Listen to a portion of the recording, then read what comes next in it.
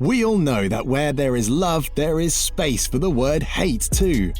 An average NBA fan would rather get in contact with a player to give them a swift, solid message to the face.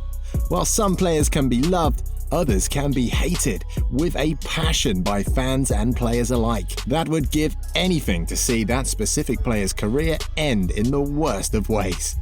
They are hated for many reasons, whether it's being arrogant, ego-maniacal, or just playing dirty. But most hated players have made an entire career of being the player on the court to despise. Some NBA players are known for being clutch, others for being winners. This isn't the list to come to if you want to read about ambition and winning. This is a list for the haters of the world to let out their true feelings. So, without further ado, let's discuss the top 10 most hated NBA players of all time. So let's begin.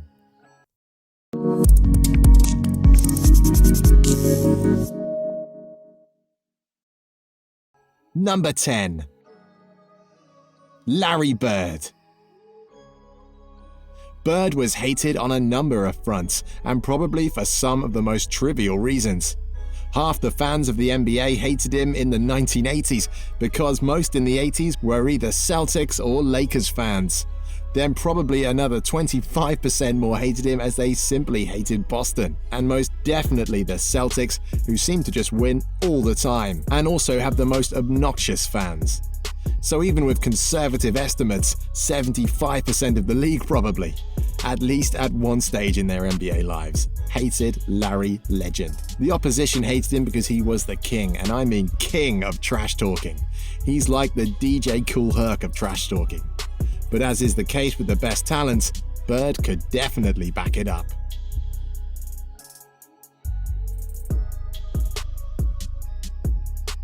Number 9. Bruce Bowen. Never really a star player by any means in the NBA, Bowen was highly regarded for his skills on the defensive side of the game, especially as a wing defender, and for an ability to provoke the worst behavior out of his opponents.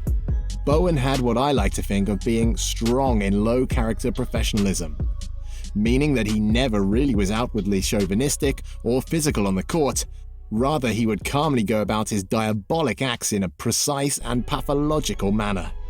Bowen was one of the greatest examples I can think of in the history of the league where you loved having him on your team but hated him everywhere else.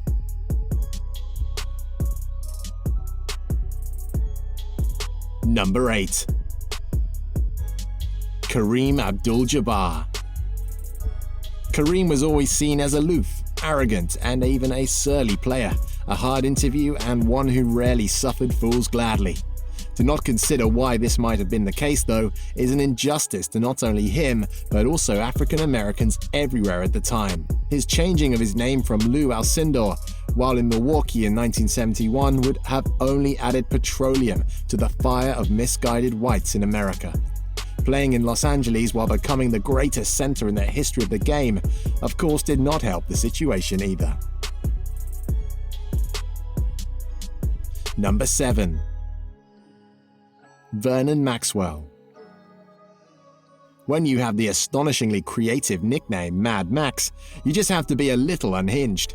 Maxwell was certainly one of those, and is one of the rare players in the league who was hated by fans and also feared by teammates. Off the court, he had massive issues that needed to be dealt with. Doing drugs and domestic violence was merely the tip of the iceberg for Maxwell.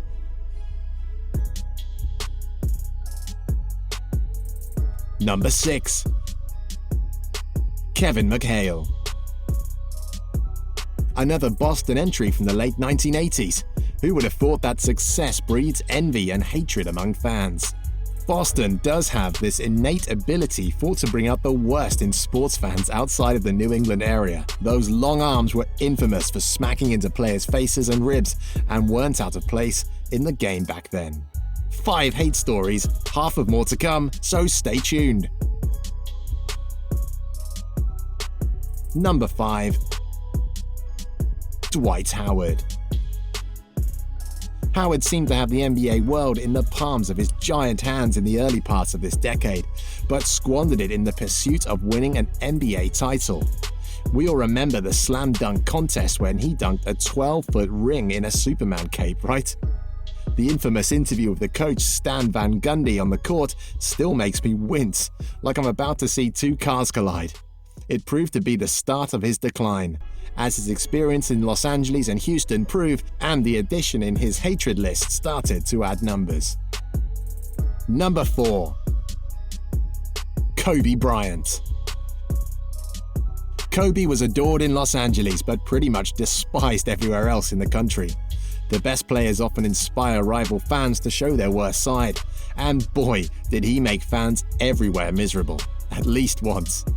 Whether it was when he scored 80 on your team, or 60, or however many points, or when he knocked down the game winner, Kobe inspired us to hate him so much. Number 3. Isiah Thomas. It's that smile, that smirk, that condescending smirk. Thomas was quite simply one of the greatest point guards of all time, capable of such determined individual brilliance both inside and outside. But a series of incidents held back any universal love he could have been capable of attaining. Whether it was failing to squash Dennis Rodman's statement about Larry Bird being so well regarded because he was white, or his attitude towards friend Magic Johnson after his HIV announcement, or because Michael Jordan hated him, which by proxy means we should all hate him. His poor reputation was enough to keep him off the Dream Team in 1992, when he was the number 1 choice for starting point guard, even when his coach was the coach of the team. Number 2. Bill Laimbeer. Laimbeer was a crucial piece for the double title-winning Detroit Pistons of the late 80s, better known as the Bad Boys. Laimbeer made it an art form out of provoking opposition players to react to his numerous appalling dirty tactics.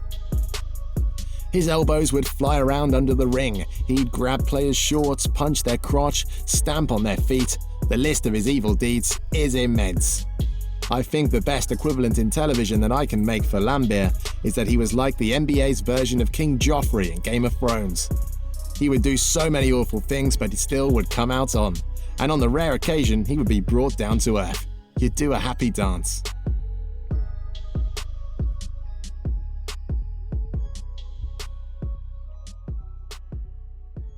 Number 1. Ron Artest, Meta World Peace. Whatever you want to call him, Artest, Peace, or is it World Peace, was the consummate teammate on teams he played with, but a total villain if you were the opposition. A great defender in his prime with a reliable shot, Artest's ability will forever be overshadowed by his numerous infamous actions and controversies. Victims included everything from James Harden's left side of his face to a whole crowd in Detroit. The Malice at the Palace incident was the worst fight in NBA history, possibly even in all of professional sports, and Artest was at the center of it all. After charging into the stands to confront a moronic fan who threw a soda at him, Artest would turn the Palace at Auburn Hills upside down with his swinging fists and forever entrench himself deep in the recesses of our collective hatred for years to come as a result. The hated love the attention because of the motivation it provides, but the more arrogant the player gets from receiving all the attention, the more he becomes hated. The loathing of a player has sometimes made a career out of it, as in some of the cases of the players we are about to see. But the players probably wouldn't have it any other way, since they become the center of attention. So whether hate or love, I guess what matters is staying in your fans' or haters' mind. Hope you guys have enjoyed the video. Thumbs up if you've liked it, and do hit the subscribe button so that you won't be missing out any interesting videos from now on.